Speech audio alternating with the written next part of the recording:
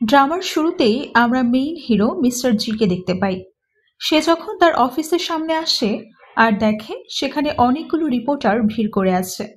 মূলত তারা জানতে চাচ্ছিল মিস্টার জি আসলেই সাই ফ্যামিলির মেয়ে টিংয়ের সাথে বিয়ে করতে চলেছে কিনা। জি বলে, আমি কোনো বিয়ে করছি না, এমনকি আমি তো মেয়েদের উপরই ইন্টারেস্টেড না, সেখানে বিয়ে তো অনেক দূরের কথা। তাই আমি ওয়ার্ন করছি, মেয়েরা আমার থেকে 3 মিটারের ডিস্টেন্সে থাকবেন, না হলে তার ফল একদমই ভালো হবে না। এটা শুনে ওখানে থাকা ফিমেল রিপোর্টাররা জিয়ের থেকে দূরে সরে যায়। কিন্তু ঠিক তখনই চ্যান নামের একটা মেয়ে সব রিপোর্টারদের সরিয়ে জিয়ের কাছে চলে আসে, আর ওকে দেখে চ্যান তার মাস্টারের কথা মনে করতে থাকে। কারণ তার মাস্টার তাকে জিয়ের একটা ছবি দেখে বলেছিল, এটা হলো জি গ্রুপের সিইও মিস্টার জি। শহরে গিয়ে তোমাকে মিস্টার জিকে খুঁজে বের করতে হবে। যদিও তুমি তোমার রোগ থেকে মুক্তি পেতে চাও আর বাকি জীবন ভালোভাবে কাটাতে চাও, তাহলে তোমাকে জিকে বিয়ে করতে হবে। তখন চ্যান বলে, আমার রোগ ঠিক হওয়ার জন্য আমাকে বিয়ে কেন করতে হবে, তাও আবার মিস্টার জিকেই কেন? মাস্টার বলে, তুমি পরে সবকিছু জানতে পারবে। সিন প্রেজেন্টে শিফট হলে চ্যান জিকে বলে, তুমি আমাকে বিয়ে করে নাও প্লিজ। এটা শুনে সব রিপোর্টাররা শকড হয়ে যায়। জি বলে, তুমি কি পাগল হয়ে গেছো? কি বলছো এসব? চ্যান বলে, আমি কোনো পাগল না, আমার নাম চ্যান। আমি তোমাকে হঠাৎই বিয়ের কথা বলেছি। এতে তোমার হয়তো একটু অবাক লাগছে, কিন্তু বিশ্বাস করো আমি বুঝে শুনেই এটা বলছি। এসব শুনে রিপোর্টাররা খুব খুশি হয়ে যায়, যা দেখে চ্যান লজ্জা পায় আর জিকে গিয়ে কিস করে দেয়। জি তো এ তো একদম শকড হয়ে যায়। এরপর জি তার অ্যাসিস্ট্যান্টকে বলে মেয়েটিকে ওখান থেকে নিয়ে যেতে। তখন জি এর গার্ডসরা চ্যানকে ওখান থেকে নিয়ে যেতে থাকে। জি তার গাড়িতে উঠতে যাচ্ছিল, ঠিক তখনই চ্যান জি এর কাছে দৌড়ে আসে। তখন চ্যানের হাত থেকে একটা আধা কয়েন নিচে পড়ে যায়। এটা দেখে জি তার গ্র্যান্ডপার কথা মনে করতে থাকে। জি এর গ্র্যান্ডপা তাকে আধা কয়েন দিয়ে বলেছিল, যদি কখনো তোমার কাছে কেউ এই কয়েনটার বাকি আধা অংশ নিয়ে আসে, তাহলে তাকে কখনোই ফিরিয়ে দিও না, কারণ সে আমার জীবন বাঁচিয়েছিল। এরপর জি চ্যানকে বলে, এই আধা কয়েনটা তোমার কাছে কিভাবে এলো? এই সবকিছু তখন নিউজ চ্যানেলে লাইভ টেলিকাস্ট হচ্ছে। চ্যানের বাবা এই নিউজ দেখে চ্যানের সৎমা আর বোনকে বলছিল, মিস্টার জি আমাদের এখানেই আসছিল, কিন্তু জানি না কোনো একটা মেয়ের জন্য আসতে পারলো না। টিং বলে, ওর নাম চ্যান। তখন টিং এর মা টিং এর বাবাকে বলে, ও তোমার আগের ওয়াইফের মেয়ে না? এই জন্যই ওকে কেমন চেনা চেনা লাগছে, কিন্তু ও আদৌ বেঁচে আছে কিনা এটা আমি জানতাম না। এত বছর পর আজই ওকে প্রথম দেখলাম। টিং বলে, আমি যেভাবেই হোক জিকে বিয়ে করতে চাই, এই চ্যান আবার আমার প্ল্যান ভেস্তে না দেয়। তার বাবা তখন বলে, চিন্তা করো না, অমন কিছুই হবে না। অন্যদিকে দেখা যায় জি চ্যানকে তার বাড়ি নিয়ে গিয়ে ওই কয়েনের ব্যাপারে জিজ্ঞেস করতে থাকে। চ্যান বলে, আমি সত্যি এই ব্যাপারে বেশি কিছু জানি না, এটা আমাকে আমার মাস্টার দিয়েছিল। জি বলে, তোমার মাস্টারের নাম কি বু? চ্যান বলে, হ্যাঁ, কিন্তু তুমি ওকে চেনো? উনি আমাকে বলেছেন তোমাকে বিয়ে করতে। এটা শুনে জি খুবই টেনশনে পড়ে যায়। চ্যান বলে, এখন তো তুমি আমাকে বিয়ে করবে, তাই না? তাহলে আমি আমার 26তম জন্মদিনের পরও বেঁচে থাকতে পারবো, না হলে আমার মৃত্যু হবে। জি বলে, এটা আবার কেমন কথা, আমার সাথে তোমার বেঁচে থাকার কি সম্পর্ক? এটা শুনে চ্যান আপসেট হয়ে যায় আর সরি বলে ওখান থেকে চলে যেতে থাকে। তখন জি বলে, কোথায় যাচ্ছ? আমি কি তোমাকে যেতে বলেছি? জি বলে, আমার বাড়িতে একটা মেইডের প্রয়োজন।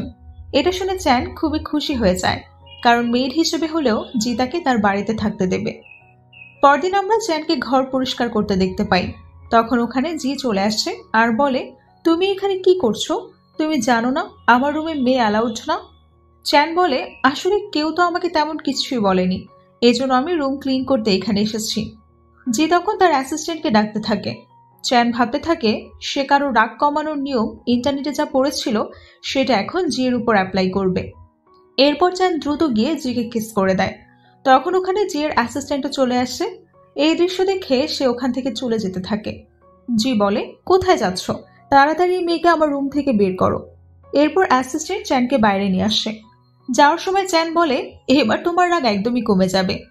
পরের সিনে দেখা যায় বাকি মেয়েরা চ্যানকে নিয়ে আলোচনা করছিল, যা চ্যান শুনতে পেয়ে যায়। এখান থেকে চ্যান বুঝতে পারে জিকে বিয়ে করতে হলে তাকে রিচ হতে হবে এবং অনেক টাকা ইনকাম করতে হবে।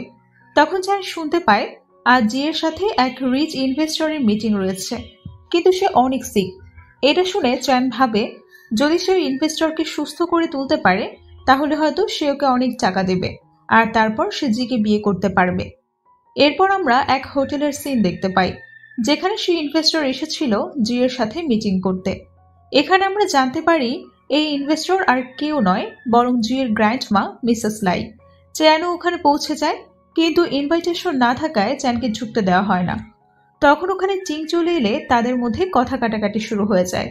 এক পর্যায়ে টিং চ্যানকে থাপ্পড় মেরে দেয়। তখন ওখানে জি চলে আসছে আর চ্যানকে বলে, তুমি এখানে কি করছো? 2 মিনিট সময় দিচ্ছি, এখান থেকে এক্ষুনি চলে যাও। চ্যান যেতে না চাইলে জি তার গার্ডসদের ডেকে চ্যানকে ওখান থেকে নিয়ে যেতে বলে। এরপর টিং জিয়ের সাথে কথা বলার চেষ্টা করতে থাকে, কিন্তু জি তাকে পাত্তা না দিয়ে ওখান থেকে চলে যায়। তখন টিং চ্যানকে শিক্ষা দেওয়ার প্ল্যান করতে থাকে। পরের সিনে জিয়ের অ্যাসিস্ট্যান্ট তাকে বলে, চ্যান সাই ফ্যামিলির মেয়ে। ছোটবেলায় ওর বাবা ওকে মাউন্টেনে ছেড়ে এসেছিল আনলাকি গার্ল মনে করে, কিন্তু পরবর্তীতে মাস্টার বু তাকে অ্যাডাপ্ট করে। এটা শুনে জি শকড হয়ে যায় আর ভাবতে থাকে, এবার বুঝতে পেরেছি টিং কেন চ্যানকে এত ডিস্টার্ব করছিল। পরদিন চ্যানের বাবা মিস্টার জি এর বাড়িতে আসে। চ্যান তাকে দেখেই বলে, বাবা তুমি আমাকে চিনতে পেরেছ? আমি মাস্টারের কাছে তোমার ছবি দেখেছি। তখন সে বলে, তুমি একটা আনলাকি গার্ল, তুমি তোমার মাকে মেরে ফেলেছ। চ্যান বলে, আমি না, বরং তুমি আমার মাকে মেরে ফেলেছ। মাস্টার আমাকে সবকিছু বলেছে। এটা শুনেই সে চ্যানকে কিক মেরে নিচে ফেলে দেয়। চ্যান বলে, আমিও তো তোমার মেয়ে, তাহলে আমাকে কেন তুমি ভালোবাসো না? টিং বলে, কারণ তুমি একটা আনলাকি মেয়ে। এটা বলেই টিং চ্যানের উপর পানি ছেলে দেয়। আর তখনই ওখানে মিস্টার জি চলে আসে। সে বলে, তোমাদের সাহস হয় কিভাবে আমার বাড়িতে এসে আমার মেয়েদের সাথে এমন আচরণ করার? এটা শুনে তারা একদম চুপ হয়ে যায়। পরের সিনে জি চ্যানের রুমে এসে বলে, তুমি সবসময় তো এত কথা বলতে থাকো, তাহলে আজ তোমার বাবার সামনে তোমার মুখ কেন বন্ধ ছিল? তুমি কেন তাদের বাজে কথা শুনছিলে? তোমার কি তাদের কথা সত্যি মনে হচ্ছিল? তুমি কি নিজেও বিশ্বাস করো যে তুমি একটা আনলাকি মেয়ে? তখন চ্যান বলে, আমি একদমই আনলাকি না, বরং আমি স্মার্ট এবং ট্যালেন্টেড, কিন্তু আমার উপর অভিশাপ আছে। আমি 26 বছর পর আর বাঁচতে পারবো না। আমি তোমার সাথে কোনো কথা বলতে চাই না, তুমি আমার রুম থেকে চলে যাও। জি বলে, এটা তুমি আমাকে বলছো? তখন চ্যান জিকে ধাক্কা দিয়ে রুম থেকে বের করে দেয়। পরের সিনে দেখা যায় টিং আর তার বাবা প্ল্যান করে জিকে একটা ড্রিঙ্কস খাওয়ায়, যেটায় তারা কিছু মিশিয়ে দিয়েছিল। ওটা খেয়ে জির মাথা প্রচন্ড ঘুরতে থাকে। তখন টি জিংকে তার রুমে নিয়ে যায়। অন্যদিকে চ্যান তার ভুল বুঝতে পেরে জিয়ের কাছে মাফ চাইতে যাচ্ছিল। হঠাৎই সে জিয়ের চিৎকার শুনতে পায়। জি টিং এর উপর অনেক বেশি রেগেছিল। চ্যান জির রুমে যাবে তার আগেই জি চ্যানের রুমে চলে আসে আর চ্যানকে কিস করতে থাকে। চ্যান তো এর কিছুই বুঝতে পারে না। তো চ্যান জিকে দূরে সরিয়ে দিয়ে বলে, এখনো আমাদের বিয়ে হয়নি, তবে যদি তুমি আমাকে বিয়ে করতে রাজি থাকো তাহলে কিস করতে কোনো প্রবলেম নেই। জি বলে, তোমাকে তো আমি কখনোই বিয়ে করব না। এটা বলে জি ওখান থেকে চলে যায়। পরদিন চ্যান দুজন মেয়েকে কথা বলতে শোনে। তারা বলছিল আজ মিসেস লাই একটা পার্টিতে যেতে চলেছেন। এটা শুনে চ্যান ভাবে, গতবার সুযোগ না পেলেও এবার আর মিস করা যাবে না, যেভাবেই হোক তার সাথে কথা বলতেই হবে। এরপর আমরা দেখতে পাই মিসেস লাইয়ের অ্যাসিস্ট্যান্ট তাকে নিয়ে পার্টিতে যায়। হঠাৎই মিসেস লাইয়ের শরীরটা খুব খারাপ হয়ে যায় আর তিনি ওখানেই সেন্সলেস হয়ে যান। ঠিক তখনই ওখানে চ্যান চলে আসে আর মিস্টার এর দেখানো পদ্ধতি অনুসরণ করে মিসেস লাইকে ঠিক করার চেষ্টা করতে থাকে সে। কিছুক্ষণের ভেতর মিস্টার লাইয়ের সেন্স ফিরে আসে। সে চ্যানকে অনেক ধন্যবাদ জানায় আর বলে, আমি তোমার এই হেল্প কখনোই ভুলবো না। এটা বলে সে চ্যানকে একটা চেক লিখে দিতে গেলে চ্যান বলে, আমার চেক লাগবে না, কিছু ক্যাশ অ্যামাউন্ট প্রয়োজন ছিল। মিসেস লাই বলে, কত লাগবে তোমার? তখন চ্যান বলে, $1000। মিসেস লাই বলে, তোমার শুধু এতটুকুই লাগবে? চ্যান বলে, আমি জানি অনেক বেশি চেয়ে ফেলেছি, আপনি চাইলে $500 দিতে পারেন, তবে আমি টাকা চাচ্ছি একজনকে বিয়ে করার জন্য। তাকে বিয়ে করতে হলে আমাকেও রিচ হতে হবে, কারণ সে অনেক বেশি রিচ। মিসেস লাই বলে, কে সে? চ্যান বলে, জি গ্রুপের সিইও মিস্টার জি। এটা শুনে মিসেস লাই অনেক বেশি খুশি হয়ে যায় আর বলে, আমি বোধহয় তোমাকে টিভিতে দেখেছি, তোমার নাম চ্যান তাই না? তুমি চিন্তা করো না, জি তোমাকেই বিয়ে করবে, আর যদি না করে তাহলে আমি ওকে পিটাবো। এরপর মিসেস লাই চ্যানকে একটা ট্রিগার ফিঙ্গার দিয়ে ওখান থেকে চলে যায়। চ্যান যখন বাড়ি ফিরছিল তখন দুজন গুন্ডা এসে তাকে কিডন্যাপ করে নেয়। অন্যদিকে জির অ্যাসিস্ট্যান্ট গিয়ে তাকে বলে চ্যান এখনো বাড়িতে ফেরেনি। এটা শুনে জি খুবই চিন্তায় পড়ে যায়। জির গার্ডসরা চ্যানের ফোন ট্র্যাক করে জানতে পারে সে একটা শুনশান জায়গায় রয়েছে। এখানে আমরা জানতে পারি চ্যানের কিডন্যাপিং টিং করিয়েছিল। গুন্ডাগুলো চ্যানের সাথে কিছু করতেই যাবে, তার আগেই যে তার অ্যাসিস্ট্যান্ট আর গার্ডস নিয়ে ওখানে চলে আসে। তারা চ্যানকে বাঁচিয়ে নেয় আর তখনই চ্যান সেন্সলেস হয়ে যায়। চ্যানকে বাড়িতে নিয়ে এলে জিয়ের ডক্টর তাকে চেক আপ করে, কিন্তু সে কোনোভাবেই চ্যানের সেন্সলেস হয়ে যাওয়ার কারণটা খুঁজে পায় না। ডক্টর বলে ওর রোগ খুবই জটিল, এটা ঠিক হওয়া এতটাও সহজ না। তখন চ্যান বলে আমার রোগ শুধুমাত্র জিকে বিয়ে করলেই ঠিক হওয়া সম্ভব। তখন জি বলে তোমার কি মনে হয় আমাকে বোকা বানানো এতই সহজ? আমি তোমাকে আগেও বলেছি আমি বিয়েতে ইন্টারেস্টেড না, আমি কাউকেই বিয়ে করব না। এটা শুনে চ্যান ওখান থেকে উঠে চলে যেতে থাকে। জি বলে কোথায় যাচ্ছ তুমি? চ্যান বলে আমার লাইফ টাইম খুবই কম, শেষ সময়টুকু আমি মাউন্টেনে মাস্টার আর ওখানকার মানুষদের সাথে থাকতে চাই। জি বলে যতদিন না অবধি তুমি সুস্থ হচ্ছ তোমাকে কোথাও যেতে দিচ্ছি না, তোমার জন্য আরো ভালো ডক্টর খুঁজে বের করব আমি।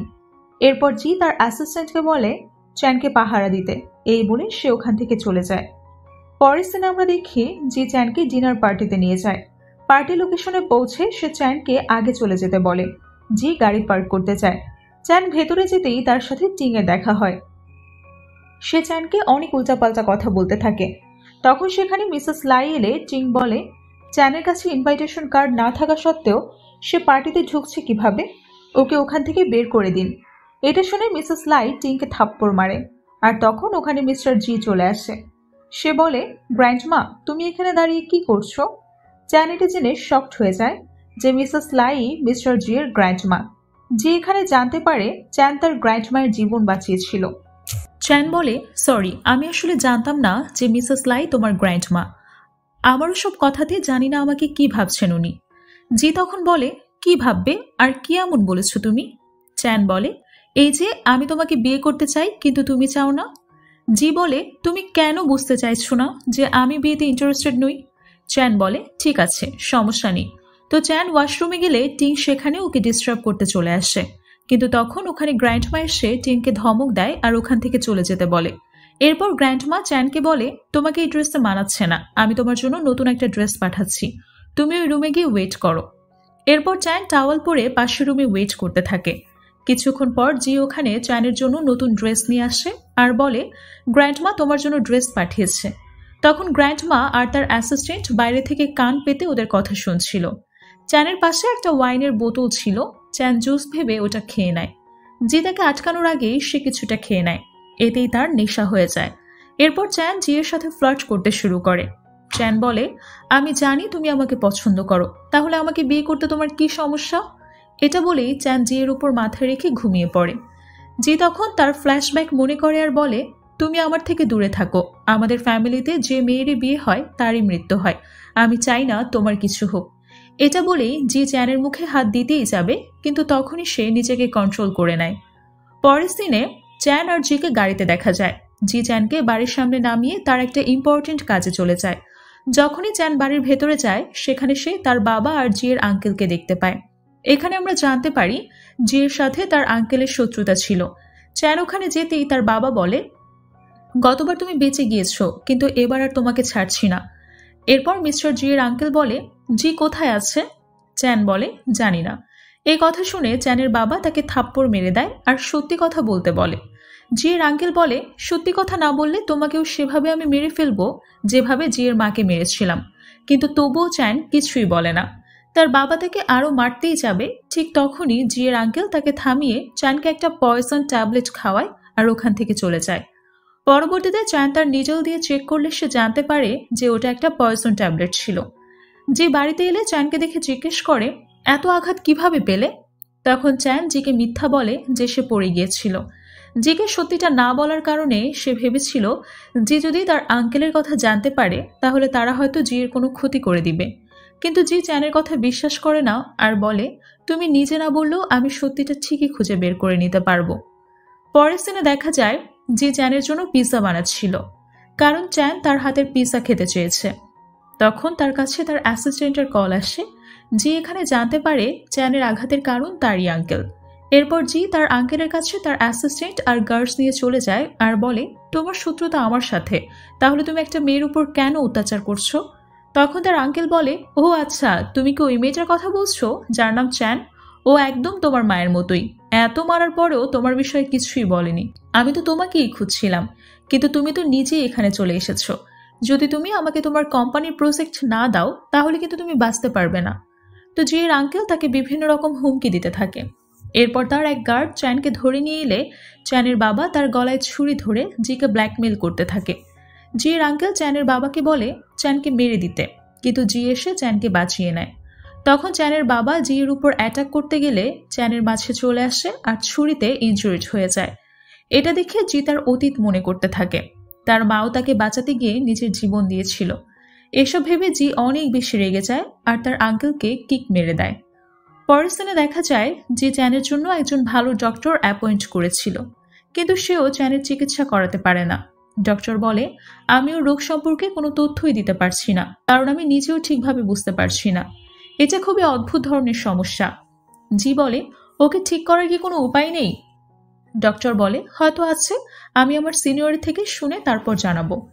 নেক্সট সিনে চ্যানের সেন্স ফিরে আসে আর ও বেড থেকে ওঠার চেষ্টা করে, কিন্তু তখনই ওখানে জি চলে আসে আর চ্যানকে ধমক দিয়ে উঠতে নিষেধ করে দেয়। চ্যান মনে মনে ভাবতে থাকে, ও আমাকে বিয়ে করতে কখনোই রাজি হবে না, এর চেয়ে মাস্টারের কাছে ফিরে যাওয়াই ভালো। চ্যান আবারও উঠতে গেলে জি বলে, তোমার কোথাও যাওয়ার প্রয়োজন নেই, আমি যেভাবেই হোক তোমার চিকিৎসা করাবো, তোমাকে মরতে দেব না। তখন জি এর অ্যাসিস্ট্যান্ট একজন ফেমাস ডক্টরকে ওখানে নিয়ে আসে। চ্যান ডক্টরকে দেখেই তাকে চিনে ফেলে। জি বলে, তোমরা কি আগে থেকে একে অপরকে চেনো? চ্যান বলে, ও আমার ছোটবেলার বন্ধু। এরপর আমরা দেখতে পাই ডক্টর চ্যানের জন্য নিজের হাতে স্যুপ বানিয়ে তাকে খাইয়ে দেয়, যেটা দেখে জি খুবই জেলাস হয় আর তার অফিসে চলে আসে এবং সে তার সব রাগ এমপ্লয়ীদের উপরে ছাড়তে থাকে। এরপর জি বাড়ি ফিরতেই চ্যান তাকে স্যুপ খাওয়াতে থাকে আর বলে, ডক্টর আমাকে ওষুধ খাইয়ে দিচ্ছিল বলে তুমি জেলাস হচ্ছিলে, তাই না? দেখো, আমি তোমার জন্য স্পেশাল স্যুপ বানিয়েছি। জি বলে, আমি তোমাকে কিছু বলতে চাই। আসলে জি চ্যানকে বিয়ের কথা বলতে চাচ্ছিল, কিন্তু তার আগে জি এর অ্যাসিস্ট্যান্ট এসে তাকে একটা কাজের কথা বললে জি তার সাথে অফিসে চলে যায়। এরপর চ্যানের কাছে টিং এর কল আসে। ও চ্যানকে বলে, তোমার মায়ের কথা তোমার মনে আছে? এখানে আমাদের ফ্ল্যাশব্যাক দেখানো হয়। চ্যান মাস্টারকে জিজ্ঞেস করে, আমার মা কোথায়? তখন মাস্টার তাকে বলে, তোমার মা মারা গেছে, সে স্টার হয়ে আকাশে আছে, ওখান থেকে সে সব সময় তোমাকে দেখছে। পরের দিন আমরা দেখতে পাই চ্যান ছুটতে ছুটতে টিং এর কাছে যায়। টিং চ্যানকে তার মায়ের কিছু জিনিস দেখায়। চ্যান সেগুলো নিতে চাইলে টিং বলে, এগুলো নিতে হলে আগে নীল টাউন হয়ে আমার কাছে ক্ষমা চাইতে হবে। চ্যান এতে রাজি হয়ে যায়। টিং বলে, আরে আমি তো মজা করছিলাম। এই বলেই সে চ্যানের মায়ের সব জিনিস নষ্ট করতে থাকে, যেটা দেখে চ্যান কান্না করতে থাকে। টিং তার গার্ডসদের বলে চ্যানকে ধাক্কা দিয়ে বের করে দিতে, কিন্তু তখন চ্যান ছুরি দেখিয়ে ওখান থেকে বের হতে থাকে। তখন ওখানে মিস্টার জিও চলে আসে চ্যানকে খুঁজতে খুঁজতে। চ্যানের মুখে আঘাত দেখে জি বুঝে যায় যে এসব টিং এরই কাজ। এরপর জি রেগে গিয়ে টিং এর কাছে যেতে থাকে। তখন চ্যান বলে, আমার জন্য তোমাকে কারো উপর প্রতিশোধ নিতে হবে না, আমার বিষয় আমি নিজেই বুঝে নিব। এরপর তারা গাড়িতে করে বাড়ি ফিরছিল। হঠাৎই রাস্তায় একটা কুকুর দেখে চ্যান গাড়ি থামিয়ে গাড়ি থেকে নেমে কুকুরটির কাছে যায়। জি বলে, আমার কুকুরে অ্যালার্জি আছে, ওকে আমার থেকে দূরে রাখো। চ্যান বলে, দেখো কুকুরটিও আমার মতোই অসহায়, ওর সাথেও কেউ নেই, থাকার একটা ঘরও নেই। জি চ্যানকে কুকুরটিকে রেখে চলে আসতে বলে। বাড়িতে পৌঁছে চ্যানকে তার রুমে দিয়ে এসে জি তার অ্যাসিস্ট্যান্টকে কল করে আর বলে ওই কুকুরটিকে খুঁজে আনতে। পরের দিনে চ্যানকে আপসেট হয়ে বসে থাকতে দেখা যায়। তখন হঠাৎ সে কুকুরটিকে দেখতে পায়। তাকে দেখে চ্যান খুবই খুশি হয়ে যায়। চ্যান জানতে পেরে যায় যে কুকুরটিকে জি তার কাছে নিয়ে এসেছে, কিন্তু তখন জি এসে চ্যানকে বলে যে আমার রুম যেন নোংরা না হয়। এটা বলেই জি ওখান থেকে চলে যায়, কিন্তু হঠাৎই সে চ্যানের পড়ে যাওয়ার শব্দ শুনতে পায়। জি রুমে এসে দেখে চ্যান সেন্সলেস হয়ে মেঝেতে পড়ে আছে। পরবর্তী সিনে দেখা যায় জি ডক্টর হেনকে তার বাড়িতে ডাকে আর তাকে জিজ্ঞেস করে এখন চ্যান কেমন আছে। ডক্টর বলে চ্যানের শরীর দিন দিন আরও বেশি দুর্বল হয়ে যাচ্ছে আর ওর রোগও দিন দিন খারাপের দিকেই যাচ্ছে। জি বলে, কোনো উপায় কি নেই ওকে ঠিক করার? ডক্টর বলে, উপায় তো একটা অবশ্যই আছে, তুমি চ্যানকে বিয়ে করে নাও, তাহলে ওর জীবন বেঁচে যাবে। আর এই কথা শুনে জি এর অ্যাসিস্ট্যান্ট বলে, একজন ডক্টর হয়ে আপনি এই কথা কিভাবে বলতে পারেন? চ্যানও একই কথাই বলেছিল, কিন্তু বিয়ে করলে কিভাবে কারো কোনো রোগ ঠিক হতে পারে? ডক্টর বলে, প্রথমে আমারও বিশ্বাস হতো না এই বিষয়ে, কিন্তু এখন হয়। জি বলে, আগে এটা বলো যে কিভাবে বিয়ের মাধ্যমে রোগ ঠিক হতে পারে। ডক্টর বলে, আমি আর চ্যান একসাথেই পড়তাম, ছোটবেলায় আমি ওদের বাড়িতে খেলা করতে যেতাম। ওর এই রোগ জন্ম থেকেই ছিল। চ্যানের মাস্টার আমাকে একদিন বলেছিল ওর এই রোগ কেবল একজনই ঠিক করতে পারবে, যদি ওদের বিয়ে হয় তাহলে ওর এই সমস্যার সমাধান হবে, আর সেই ব্যক্তি হলে তুমি চ্যানের জন্য খুব স্পেশাল। তবে আমি তোমাকে ফোর্স করব না, কিন্তু চ্যানকে বাঁচানোর এটাই একমাত্র রাস্তা। তুমি কি চ্যানকে পছন্দ করো? তখন জি অ্যাসিস্ট্যান্টকে বলে, বস অলরেডি মিডিয়ায় বলে দিয়েছেন যে সে কখনোই বিয়ে করবেন না। তখন জি বলে, আমি বিয়ে করব। এটা শুনে অ্যাসিস্ট্যান্ট শকড হয়ে যায় আর বলে, বস আপনি সিরিয়াসলি বিয়ের ব্যাপারে কথা বলছেন? জি বলে, হ্যাঁ, তোমার কাছে মাত্র 10 মিনিট সময় আছে, যাও আর দ্রুত সব ব্যবস্থা করো। ডক্টর জিকে বলে, তুমি আমার প্রশ্নের উত্তর কিন্তু দিলে না, তুমি কি চ্যানকে পছন্দ করো? জি বলে, এই প্রশ্নের উত্তর জানাটা কি এতটাই জরুরি? ডক্টর বলে, আমি চাই না তুমি শুধু চ্যানের জীবন বাঁচাতে ওকে বিয়ে করো, আমি চাই ও জীবনের সুখে থাকুক। জি বলে, তোমার এমন কেন মনে হচ্ছে যে আমি শুধু ওর জীবন বাঁচাতে ওকে বিয়ে করছি? পরের দিনে যখন চ্যানের সেন্স ফেরে তখন সে দেখতে পায় তারা দুজন একটা গাড়ির ভেতরে রয়েছে। চ্যান বলে, আমরা কোথায় যাচ্ছি? জি বলে, আমরা বিয়ে করতে যাচ্ছি। এটা শুনে চ্যান শকড হয়ে যায়। এরপর আমরা জি আর শ্যানকে ম্যারেজ সার্টিফিকেট নিয়ে কোর্ট থেকে বের হতে দেখি। গাড়িতে বসে চ্যান ভাবতে থাকে, এখন তো আমরা বিয়ে করে নিয়েছি, তাহলে আমার এমন কেন মনে হচ্ছে না যে আমি ঠিক হয়ে গেছি? আর জি ভাবতে থাকে, আমাদের বিয়ের কথা যদি মিডিয়া জানতে পারে তাহলে সেটা চ্যানের জন্য খুব একটা ভালো হবে না। জি চ্যানকে বুঝিয়ে দেয় যেন সে তাদের বিয়ের ব্যাপারে কারোর সাথেই কথা না বলে। হঠাৎই চ্যানের শরীর খারাপ হতে শুরু করে। বাড়ি ফিরলে ডক্টর হেন চ্যানকে চেক করে বলে, বুঝতে পারছি না ও এখনো কেন ঠিক হলো না। মাস্টার তো বলেছিল ও বিয়ের পরেই ঠিক হয়ে যাবে। চ্যান এটা শুনে খুবই আপসেট হয়ে যায় আর বলে, হয়তো এটাই আমার ভাগ্যে লেখা আছে। জি চ্যানকে ধমক দেয় আর বলে, তুমি এত সহজেই হার মেনে নিচ্ছ কেন? এরপর জি তার অ্যাসিস্ট্যান্টকে বলে, মাউন্টেনে গিয়ে চ্যানের মাস্টারকে খুঁজে বের করো। পরের সিনে জি এর অ্যাসিস্ট্যান্ট তাকে এসে বলে, মাস্টার হু আপনাদেরকে মাউন্টেনে যেতে বলেছেন, ওখানে গেলেই উনি বলবেন এরপর কি করতে হবে। জি যখনই চ্যানের রুমে যায় তখন সে দেখে চ্যান ওখান থেকে চলে গেছে। যাওয়ার আগে একটা নোট লিখে রেখে গেছে, সেখানে লেখা ছিল, তোমার সাথে কাটানোর সময় আমার লাইফের বেস্ট সময় ছিল। অন্যদিকে আমরা দেখতে পাই চ্যান ডক্টর হেনের সাথে চলে যাচ্ছিল। চ্যান বলে, আমার এমন মনে হচ্ছে যে আমি নিজের বাড়ি ছেড়ে দূরে কোথাও যাচ্ছি। হেন বলে, তুমি জিকে পছন্দ করতে শুরু করেছো, এজন্য তোমার এরকম মনে হচ্ছে। এরপর হ্যান চ্যানকে মাস্টারের কাছে নিয়ে যায়। মাস্টার চ্যানের পালস চেক করে বলে, জিকে বিয়ে করা সত্ত্বেও তুমি এখনো ঠিক হওনি, কারণ এখনো তোমরা ওয়েডিং নাইট পালন করনি। চ্যান বলে, কিন্তু আপনি তো শুধু আমাকে বিয়ে করতে বলেছিলেন। মাস্টার বলে, তুমি আসলেই একটা বোকা। তখন ওখানে জি চলে আসে। চ্যান তাকে বলে, আজ রাতে তুমি আমার সাথে থাকবে? কিন্তু তখন তাকে চুপ করিয়ে দিয়ে আর জিকে বলে, আজ রাতটা তুমি এখানেই থেকে যাও। রাতে মাস্টার চ্যানকে একটা ওষুধ দেয়, যেটা খেয়ে চ্যানের নেশা হয়ে যায়। চ্যান জির রুমে গিয়ে তার মিশন কমপ্লিট করার চেষ্টা করে, কিন্তু জি চ্যানকে তার থেকে দূরে সরিয়ে দেয়। এক পর্যায়ে তারা ইন্টিমেট হয়ে যায়। পরদিন সকালে জি আর চ্যান মাস্টারের কাছে যায়। মাস্টার চ্যানের পালস চেক করে বলে, এখন তোমার রোগ ঠিক হয়ে গেছে। কথা শুনে জি আর চ্যান দুজনেই খুব খুশি হয়। পরের সিনে আমরা দেখতে পাই রিপোর্টাররা জিকে প্রশ্নের পর প্রশ্ন করে যাচ্ছিল। তখন ওখানে চ্যান এলে সবাই বলতে থাকে, এটা সেই মেয়েটা না যে সবার সামনে মিস্টার জিকে কিস করেছিল? কিন্তু মিস্টার জি তো বলেছিল তিনি নাকি বিয়েতে ইন্টারেস্টেড না। তখন জি বলে, ও আমার ওয়াইফ, আর আমরা কিছুদিনের মধ্যে একটা গ্র্যান্ড ওয়েডিং অ্যারেঞ্জ করতে চলেছি, যেখানে আপনাদের সবাইকে আমি আসার জন্য ইনভাইট করছি। এরপর নিউজে দেখা যায় টিং তার বাবা আর জি এর আঙ্কেলের জেল হয়ে যায়। নেক্সট উইকে চ্যান আর জি এর বিয়ের ডেট ফিক্স করা হয়, আর এখানেই ড্রামার হ্যাপি এন্ডিং হয়। আশা করি আজকের ভিডিওটি সকলের ভালো লেগেছে। ভালো লেগে থাকলে লাইক এবং সাবস্ক্রাইব করে আমাদের সাথেই থাকো। দেখা হবে পরবর্তীতে কোনো ভিডিওতে। আর এতক্ষণ সাথে থাকার জন্য অসংখ্য ধন্যবাদ।